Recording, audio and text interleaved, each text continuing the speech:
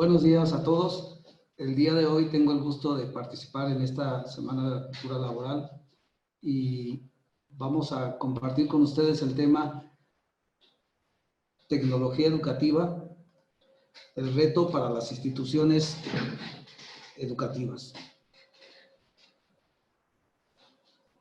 Sabemos que en los últimos años las organizaciones han enfrentado duras situaciones a través de la historia, pero en particular el caso de la pandemia ha puesto en jaque a todas las instituciones, no importa el rubro en el que éstas se desarrollen, y en general el impacto ha sido muy fuerte, sobre todo porque no se tenía contemplado alguna estrategia para este tipo de contingencias. De hecho, ninguna empresa estaba preparada para una situación como la que actualmente estamos padeciendo. En el caso de las escuelas, las instituciones educativas, la situación pues prácticamente fue letal, más que nada porque la mayoría de ellas se quedaron sin el contexto donde desarrollan su actividad. Es decir, no tienen el aula, que es el lugar donde el maestro y el alumno comparten el conocimiento, realizan las actividades con las que se fomenta la enseñanza y el aprendizaje. Es muy difícil para muchos maestros concebir el hecho de que sus sesiones de clase sean sin alumnos. Para los alumnos, de alguna manera, al venir de generaciones más digitales, están un poco más acostumbrados a este tipo de situaciones, pero creo que nadie estaba preparado para este contexto. Es difícil porque, primero que nada, no se tenía contemplado una situación como esta, por lo tanto, las instituciones tampoco tenían contemplado cómo enfrentarla. Es muy complicado y sigue siendo muy complicado, sobre todo por el hecho de que todos de alguna manera como instituciones buscamos tener los mejores resultados de enseñanza-aprendizaje. En realidad, si volteamos un poco a la historia de los últimos 20 años en México, incluso nos podemos ir más allá, sabemos que la educación ha venido padeciendo una crisis desde hace mucho tiempo y con la pandemia esto se agudizó, por lo que si se tenían problemas de tecnología, de instrumentación de clases, de instrumentación de equipos, de didáctica, de adaptación a las nuevas tecnologías, la pandemia nos pone en evidencia y complica la situación de una manera que las instituciones no tienen forma de responder al reto que se les viene presentando. En este momento, la mayoría de las instituciones tienen una situación inesperada y buscan, mediante soluciones desesperadas, poder continuar realizando su ejercicio educativo. El problema es que no se sabe cómo, no se entiende cómo enfrentarlo, sobre todo cuando no hay tiempo para hacerlo. Sabemos que la tecnología fue una de las primeras opciones para dar la solución a la problemática. De hecho, muchos maestros y alumnos lo que buscaron fue contactarse vía WhatsApp para poder empezar a intercambiar información y poder desarrollar actividades de la asignatura correspondiente. Al principio todo parecía marchar de alguna manera, digamos, pues cómoda, pero al paso de los días nos dimos cuenta que el nivel de estrés, tanto para los maestros como para los alumnos, se incrementó de manera exponencial, ya que WhatsApp no es una herramienta diseñada para la impartición de clases, ni para la planeación o la preparación de formación. Es un medio de comunicación, es una red social de comunicación básicamente, donde podemos compartir algunos contenidos, pero es totalmente secuencial. Por lo tanto, un tema que se toma en un punto empieza a subir a medida que se contesta o se da respuesta a dicho tema, por lo cual alguien que no ingresa en los momentos adecuados queda desfasado por la cantidad de mensajes que se pueden enviar y de alguna manera pues queda relevado del tema que se toca. Si esto le agregamos que un maestro puede estar en más de 10 grupos, donde cada grupo va a tener X cantidad de alumnos, la situación es sumamente complicada. Administrar esos 5 o 10 grupos, compartir los contenidos y estar dando instrucciones, nos lleva a un nivel de estrés que jamás se hubiera pensado que pudiera crear el WhatsApp. Si bien la tecnología permitió algunas ventajas como el ofrecer información, como lo dijimos, con algún medio electrónico, nos permitió mantener contacto con todos, intercambiar la información. También hubo un auge de lo que son los sistemas de videoconferencia como el que estamos utilizando en este momento.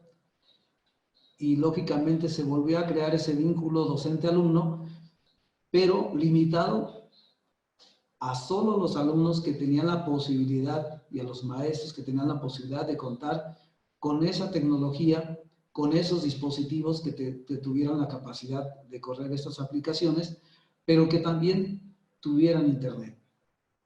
Situación que no es muy común, primero por la parte económica, aparte por la cuestión tecnológica. Todavía nuestro estado no tiene una comunicación de alto alcance en todos los lugares donde trabajamos o donde se trabaja el nivel educativo.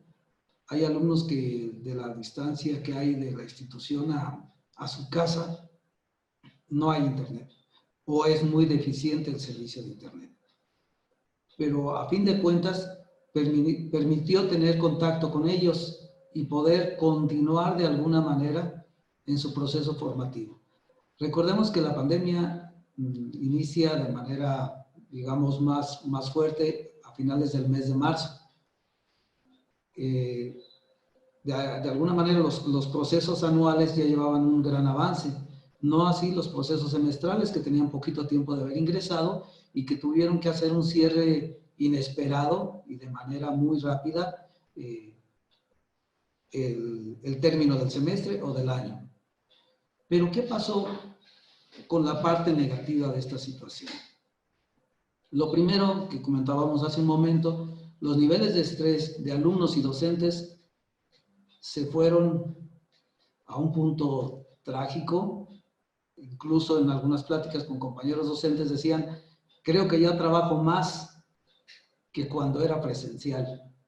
Creo que ahora estoy más cansado mentalmente de mi trabajo, ahora que estoy trabajando con WhatsApp y con los medios que tengo disponibles, porque mi horario de trabajo de manera automáticamente se extendió. Ya no trabajo de 9 a 4, de 9 a 5, de 8 a 4. Ahora estoy atendiendo alumnos a las 10 de la noche, a las 11, una pregunta a la 1 de la mañana. Entonces, el proceso de enseñanza-aprendizaje se volvió un caos. Primero porque el docente ya no sabe en qué momento está enseñando y en qué momento está respondiendo a las dudas de los alumnos. Y otra situación muy importante fue que la planeación didáctica que se tenía contemplada para el semestre, pues queda obsoleta. La planeación didáctica, recordemos que es donde todos los docentes programamos las actividades a realizar, cómo las vamos a realizar, con qué instrumentos, con qué apoyos lo vamos a hacer. Y al llegar la pandemia, automáticamente todo lo que teníamos para una sesión de clase queda obsoleto.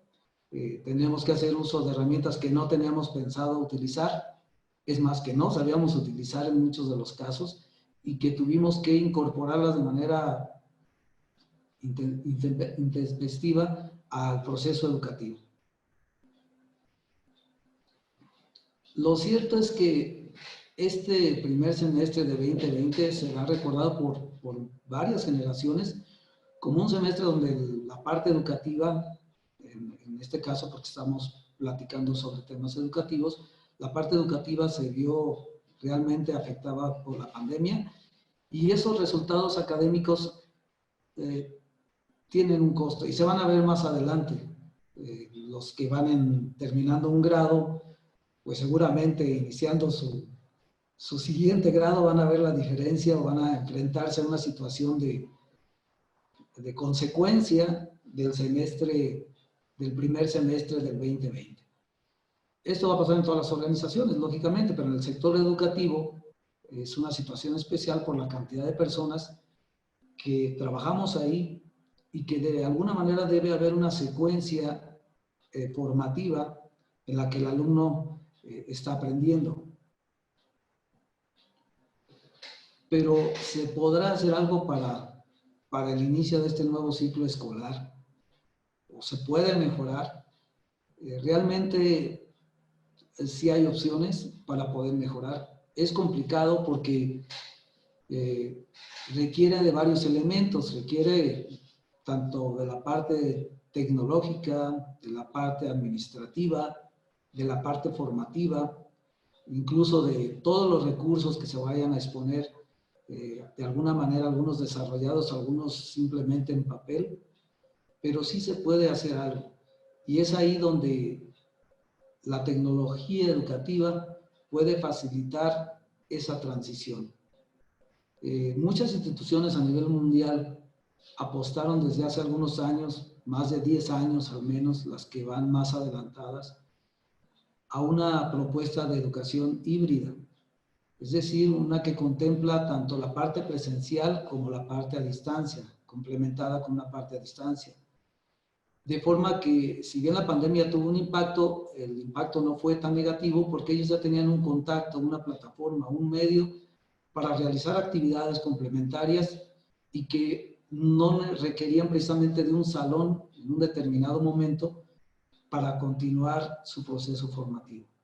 Desafortunadamente, la mayoría de las instituciones no tienen esta modalidad educativa híbrida. Recordemos que una de las principales características de los modelos es que en el sistema presencial se requiere la presencia, como su nombre lo indica, del docente y de los alumnos en un aula, mientras que la educación a distancia, entre sus bondades, tiene la posibilidad de tener una comunicación síncrona, donde estemos al mismo tiempo, como puede ser una videoconferencia como la que estamos ahorita, o un chat, pero también tiene la posibilidad de la formación asíncrona. Es decir, el alumno puede ingresar a su aula virtual en un tiempo determinado o en un tiempo en el que él considera que dispone para poder realizar las actividades y avanzar en su proceso formativo. También lo lleva a que tenga un grado de responsabilidad mayor en su educación, porque requiere que él mismo esté motivado a ingresar a esta plataforma, a trabajar, a realizar actividades, a mantenerse en contacto con sus compañeros y también a mantenerse en contacto con los docentes. Este modelo híbrido de educación se conoce a nivel mundial como Blended Learning, que es la mezcla de la parte presencial con la parte virtual. Si bien hay universidades que tienen modalidades de aprendizaje totalmente en línea, totalmente virtuales, igual la mayoría de las instituciones en México que teníamos aprendizaje presencial, pues esta es la mezcla, es la intersección de estos dos sistemas educativos, donde si por alguna razón la parte presencial disminuye por alguna actividad como puede ser la pandemia, la parte online apoya para que no se pierda la continuidad en el proceso de aprendizaje.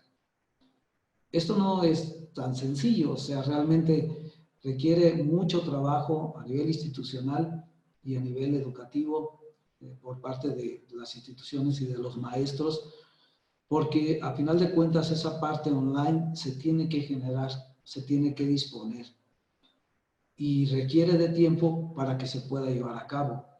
No es algo que sea automático y que se haga en 2 días o en 3 días, es algo que se tiene que hacer paso a paso para que quede bien diseñado.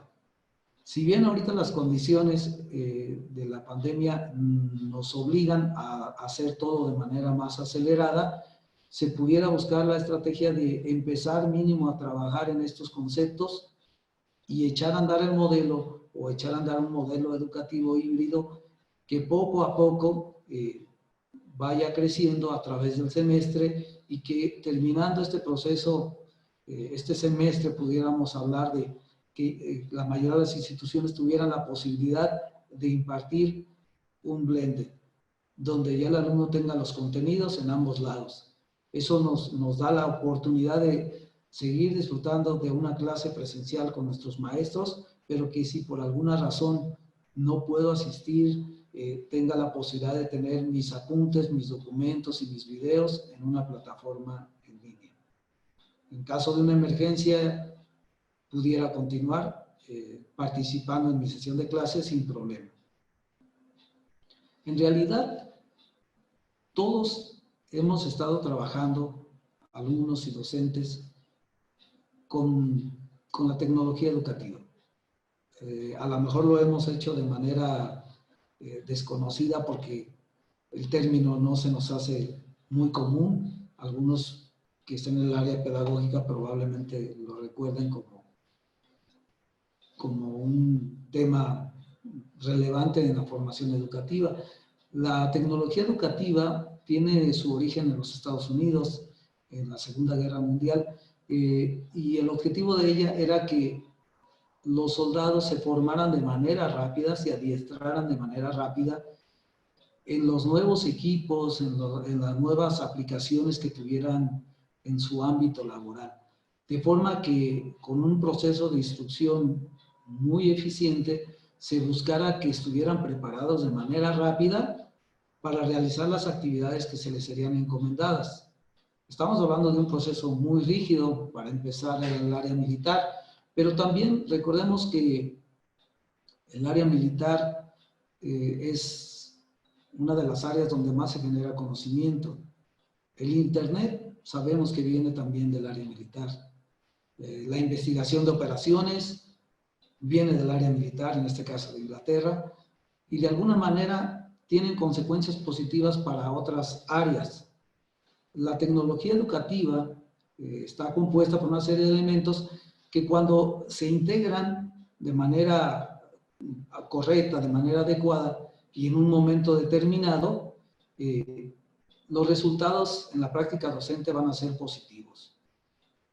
Se tienen que tener, lógicamente les decía, una forma muy integrada, muy programada de cómo se va a llevar a cabo este proceso para que los resultados sean positivos. No puede ser simplemente poner tecnología y esperar a que los resultados salgan de manera automática. No funciona así. Se requieren de varios elementos.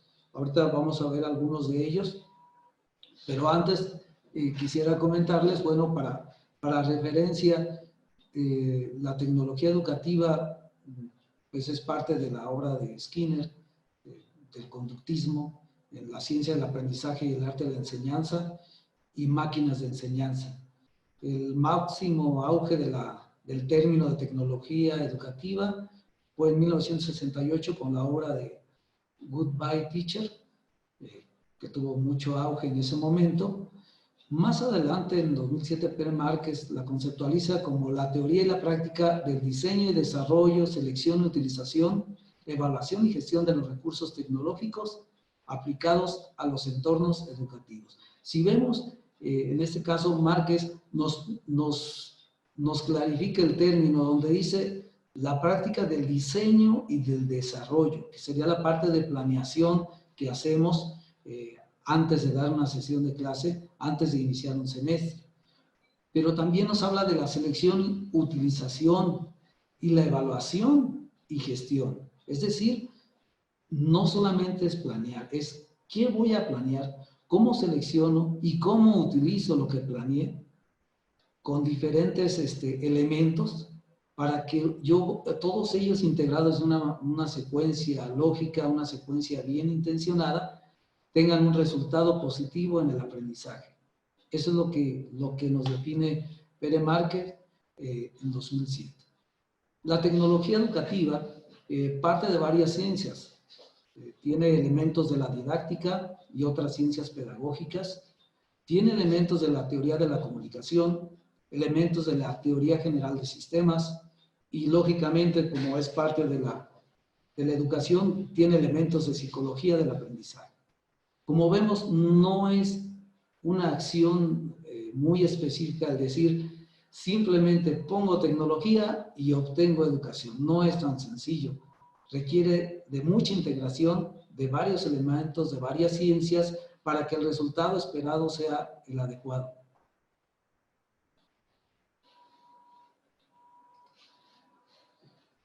Habría que señalar entonces que la tecnología es un medio, no es un fin. Muchos detractores de lo que es la tecnología educativa decían, es que la tecnología no reemplaza al ser humano. Claro que no la reemplaza, ni es el objetivo en la tecnología educativa reemplazar al ser humano, al docente. La tecnología es un medio, es una forma de facilitar el aprendizaje nada más. Y va a apoyar al docente en todo lo que se pueda para que éste logre sus objetivos de aprendizaje. Pero no es un sinónimo de tecnología, educación y automáticamente el resultado se aprende. Ya vimos el caso de WhatsApp, lo utilizamos como un medio y después se nos volvió en contra cuando lo quisimos aplicar como un medio educativo. No fue correcto, nos saturamos de información y nos dimos cuenta que de repente algún alumno que estaba medio perdido te preguntaba algo que tú habías definido a las 10 de la mañana, te lo preguntaba a las 11 de la noche, cuando ya iban 5 temas adelante del tema que él estaba preguntando. Entonces, sí tener en cuenta esta parte de que la tecnología es un medio nada más. Para que ésta tenga un éxito, se debe de acompañar de un diseño instruccional. Un diseño instruccional es un elemento más cercano a la pedagogía. Lo que busca el diseño instruccional, pues es una formación eficaz, competente e interesante. Estos tres términos lo vuelven al diseño instruccional una situación no tan sencilla. Estamos viendo que aquí entran la participación de las instituciones. ¿Por qué? Porque cada institución puede definir un modelo de diseño instruccional de acuerdo a sus filosofías, a su forma de pensar, a su forma de trabajo. Ellos son los que lo definen. Nosotros como docentes participamos en alinear esos contenidos a nuestra materia y hacerlo interesante, que el alumno se interese por aprender. Cada institución va a definir y diseñar su propio diseño instruccional. Y para ello necesita saber cuáles son sus metas, cuáles son sus fines como institución educativa. Teniendo esas metas y fines, pudiera empezar el diseño de su diseño instruccional. Cada uno va a tener etapas. De hecho, existen muchos modelos, así como en el área de calidad existen varios modelos. En la tecnología educativa, el diseño instruccional, existen varios modelos para poder seleccionar el que nosotros consideramos que sería el adecuado de acuerdo a la institución que estamos manejando. Yo les voy a proponer un ejemplo del modelo ADI y quisiera que lo observáramos un poquito este esquema y nos vamos a dar cuenta pues que son muy parecidos, prácticamente es el método científico. A final de cuentas también puede ser un sistema de calidad, con algunas palabras más, menos, en realidad es eso, es un ciclo. ¿Qué nos falta para que fuera calidad? De evaluación, pasar nuevamente al análisis y pudiera ser un ciclo infinito. El modelo ADI es uno de los modelos de diseño instruccional más utilizados por las instituciones educativas como complemento al proceso de formación. Les voy a poner un ejemplo de este modelo, de las etapas que tiene y qué debiera de contener en cada uno de sus puntos. En la fase 1, que es la fase de análisis, se identificarían las necesidades, en este caso de la asignatura, del curso. Es decir, tendría que tener claridad en qué curso voy a dar, qué y para qué es este curso, para quién va enfocado el curso. Debe ser muy claro en estos tres conceptos para poder empezar a desarrollar el diseño instruccional. Después tendríamos que empezar a trabajar en la guía didáctica. La guía didáctica va apegada a los objetivos y a las competencias que esperamos que el alumno cumpla. En esa misma guía didáctica debe estar definido la estructura temática, la metodología de enseñanza-aprendizaje y la metodología de la evaluación. Es decir, hasta este punto, algunos de nosotros ya podemos tener estos elementos, ya sea porque la institución a la que trabajamos nos lo presenta en nuestra guía de la asignatura, o a nosotros en el desarrollo de nuestra materia vamos creando estos objetivos y estas competencias.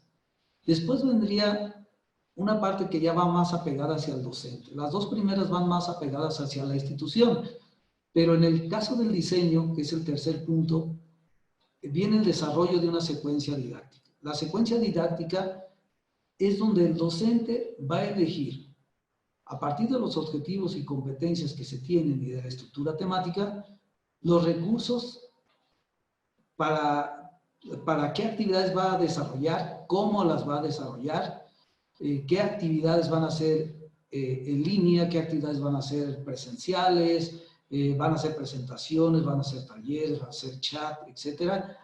Pero ya lo debe definir el docente, incluso teniendo alternativas. A lo mejor en el tema 1 dice sesión presencial, donde se expone el tema 1, que es basada en una presentación, y como alternativa, video o colocación de esa misma presentación en la plataforma, para que en caso de cualquiera de las situaciones, ya sea presencial o virtual, no se pierda la secuencia didáctica de la asignatura. Es mucho trabajo porque aquí el docente tendría que, de cada tema y subtema, definir los recursos y las actividades que va a hacer en cada uno de los puntos.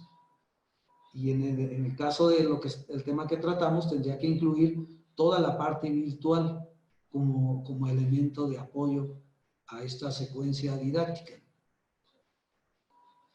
Después vendría la etapa de desarrollo, donde se desarrollan los contenidos que se van a presentar de la asignatura. Desde los materiales digitales, los videos, no sé, los squids, los juegos, si se va a hacer gamificación, la gamificación que se vaya a hacer en la asignatura, si se incorporan elementos de realidad virtual, de realidad ampliada, cualquiera de ellos debieran de diseñarse.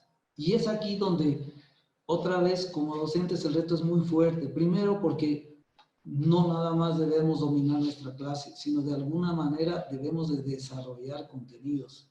Debemos de crear materiales digitales para que los alumnos dispongan de ellos. Si no, ¿qué les voy a enviar? Muchos de nosotros probablemente tengamos hijos en escuelas primarias, secundarias, y de repente nos dimos cuenta que le llegaba a tu hijo a lo mejor un archivo en PDF y era la clase de la semana. Entonces tú decías, ¿cómo? O sea, con este PDF ya tendría que saber yo todo. Y la verdad, el nivel de estrés fue altísimo porque pues ya no sabías entonces el maestro qué iba a estar haciendo. Había maestros que enviaban el PDF y luego iban haciendo las actividades o preguntando qué se iba a hacer. Otros más contestaban llamadas, otros más los citaban a una conferencia. Pero ahora sí que cada quien lo hizo con los medios que tuvo a su disposición. De ahí la generación de estrés que hablábamos hace un momento. Como instituciones, el reto es que tengamos que definir cómo se va a trabajar en estas condiciones, para que todos los maestros podamos tener una línea de acción y entonces los resultados esperados sean mejores. No podemos estar pensando de manera individual y resolviendo, porque acuérdense que el alumno tiene a varios docentes al mismo tiempo y él debiera tener la forma de trabajo similar para que le dé claridad y también no se le genere tanto estrés como en el caso del alumno. Y finalmente vendría la implementación o última fase, donde se da de alta el curso en una plataforma determinada, se alinea ese curso a todo lo que vimos anteriormente, a los contenidos, a los objetivos, a la estructura temática, y se enriquece con todos los contenidos que hayan sido desarrollados para que finalmente se tenga una disponibilidad de acceso al alumno y ahí mismo se pueda llevar a cabo su proceso de seguimiento y la evaluación del curso. Pero entonces, ¿cuál es el reto? El reto es complicado, ya por lo que estamos viendo hasta ahorita.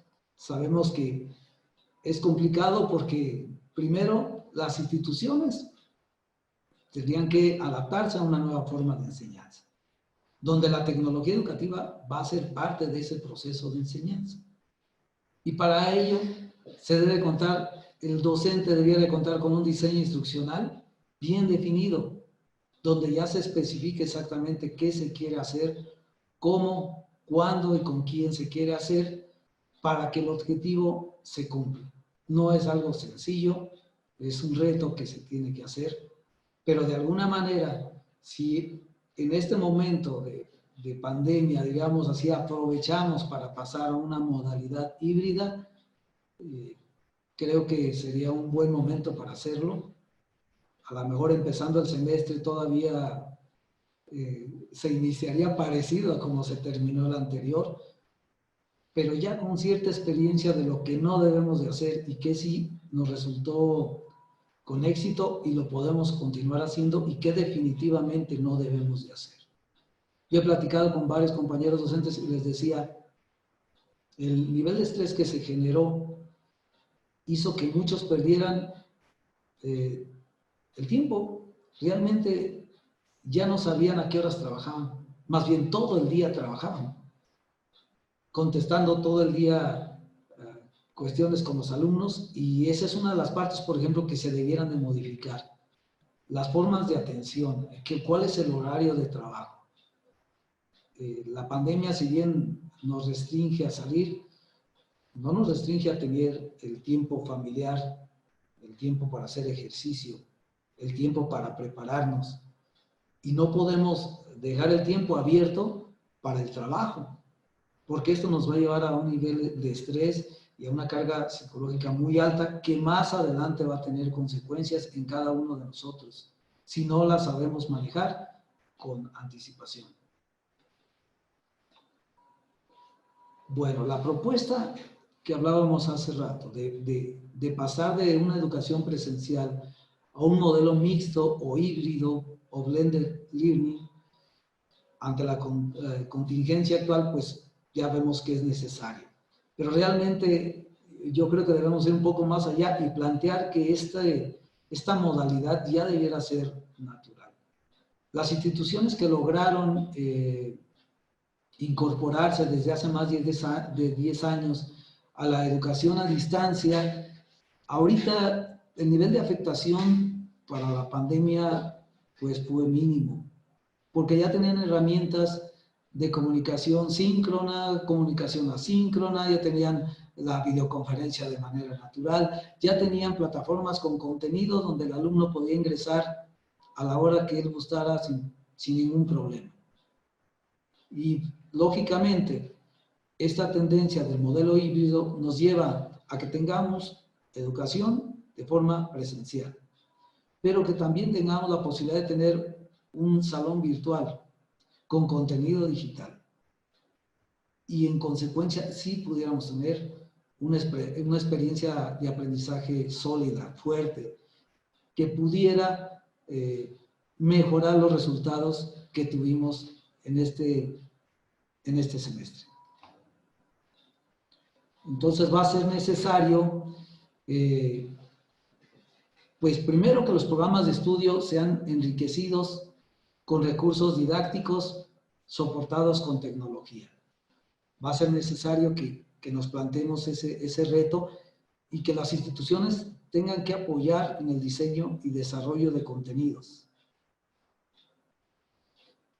Para ello también se debiera de garantizar que dichos contenidos atiendan a varios estilos de aprendizaje. No podemos simplemente poner un PDF en una plataforma y esperar que todos nuestros alumnos estén motivados a leer ese PDF.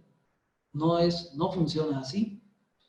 Si nosotros recordamos en la teoría de los estilos de aprendizaje, del tipo de alumno que puede estar en nuestra aula, desde el pragmático, hiperactivo que está ahí, el alumno activo que siempre está al pendiente de autogestionar su conocimiento, de aprender, del reflexivo o del totalmente teórico, debiéramos de satisfacer con ese modelo que estamos creando cualquiera de estos estilos de aprendizaje.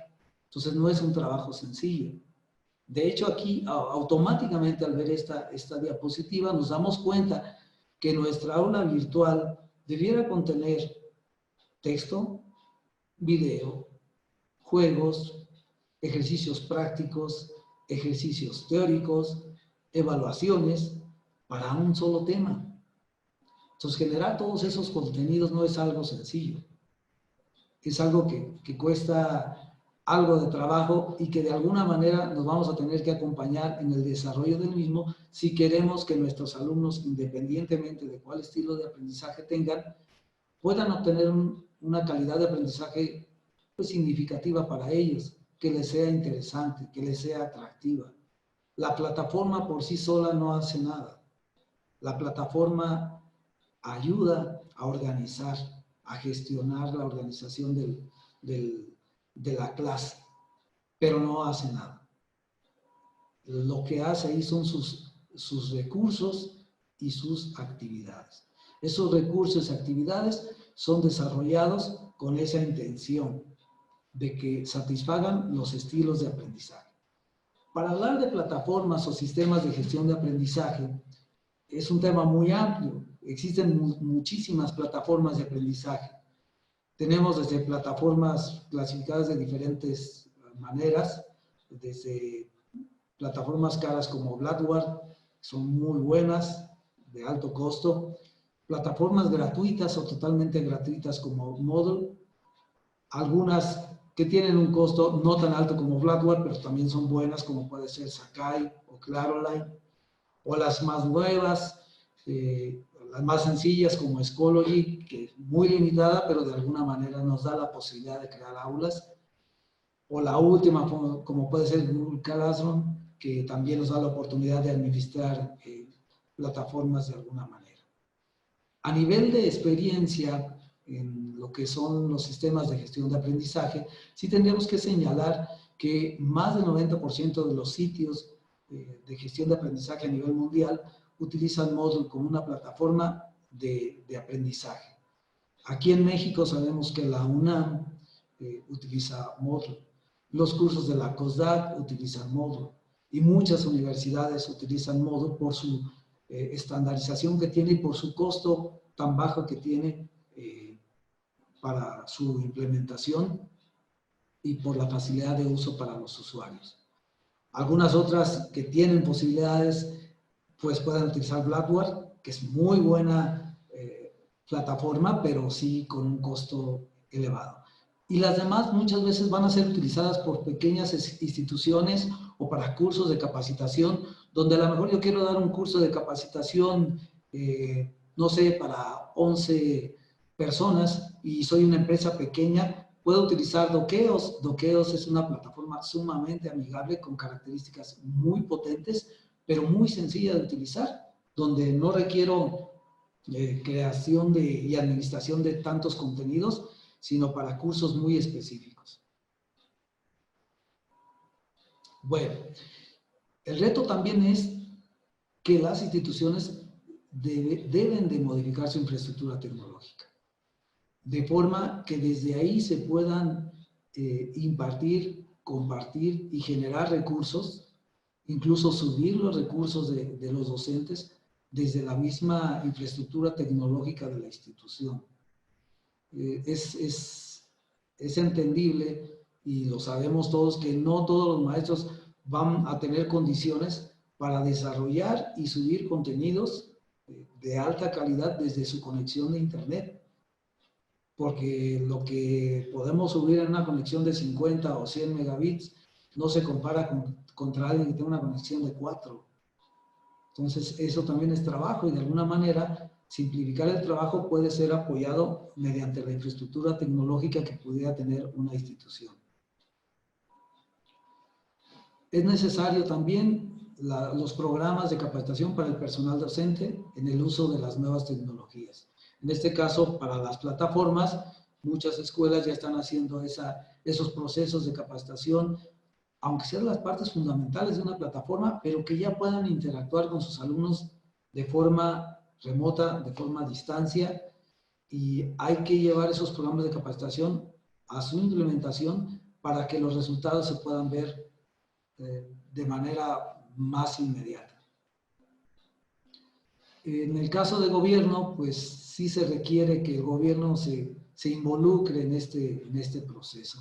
Las instituciones, sobre todo la parte pública, requiere el acompañamiento, la financiación del gobierno, y en este caso yo me referiría no específicamente al nivel federal, estatal. Yo creo que es un problema que se tiene que enfrentar en todos los niveles de gobierno. A final de cuentas, la escuela, si bien puede ser federal o puede ser estatal, los alumnos de esa escuela son de un determinado municipio, son de una localidad. Y el ámbito del gobierno también entra a nivel municipal. Si el municipio facilita desde una laptop, desde una cámara web, desde un micrófono, de alguna condición que facilite el trabajo de los docentes, bienvenido va a ser y va a apoyar en mucho lo que es el proceso educativo. Yo creo que no podemos dejar de un lado que seamos instituciones federales, estatales o municipales. Como gobierno todos debieran de estar incluidos y apoyar estos cambios que se proponen. Bueno, finalmente llegamos a las conclusiones, que de mi parte son muy pequeñitas, pero creo que es responsabilidad de todos, de nuestros alumnos, de las instituciones, de los docentes, de las familias y del gobierno, poder resolver esta situación. No podemos dejárselo a ninguno de estos elementos de manera sola. Creo que todos estamos involucrados. El compromiso de los alumnos es participar, es continuar preparándose, es seguir formándose en las instituciones educativas, pero para ello las instituciones deben de apoyar, deben facilitar el trabajo de todos los que integran una comunidad educativa, facilitar el trabajo de los docentes para que ellos puedan desarrollar sus contenidos, dar sus sesiones de clase de la mejor manera posible. Como familia, pues acompañar a los alumnos, incluso acompañar a los maestros en los apoyos que se puedan dar. Desde, no sé, se me ocurre que un maestro invita a un papá a compartir sobre la experiencia que ha sido apoyar a su hijo en tiempos de pandemia, de cómo se ayuda, cómo el alumno se integra a la ayuda en la casa, cómo le incorporamos los valores en una casa, etcétera. Pero la realidad es que todos debemos estar, incluyendo el gobierno, para poder llevar a cabo un proceso de formación con mejores resultados. Todos debemos de contribuir para mejorar la educación desde nuestro ámbito de participación. Pues este sería mi participación respecto a la conferencia de la tecnología educativa y el reto que tenemos como instituciones, como maestros, para poder llevar a buen término este próximo año formativo, o incluso si no es año formativo, si es que no somos docentes. Recordemos que estos procesos que, si bien hablamos enfocados totalmente a la educación, pues también son acompañados hacia las organizaciones. La capacitación es un elemento que también requiere de este acompañamiento y el proceso es exactamente el mismo. Si bien el enfoque fue hacia lo pedagógico. Toda la parte de las plataformas, del diseño instruccional, de las secuencias didácticas, etcétera, es aplicado perfectamente a la área de capacitación de una empresa, de una organización, o incluso a las empresas que se dedican a capacitación, pues tener la posibilidad de empezar a generar cursos de formación en línea bajo demanda, es decir, con sesiones virtuales de manera asíncrona, pero también con sesiones de manera asíncrona, donde ellos dispongan de contenidos y actividades que puedan realizar en el momento que así lo requieran.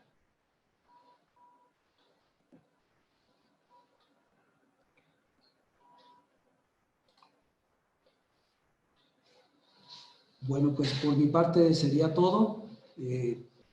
Fue un gusto compartir con ustedes esta presentación, esta conferencia de los retos que tenemos como instituciones en la educación y en cualquier otro ámbito, y cómo la tecnología educativa pudiera ayudar a obtener mejores resultados.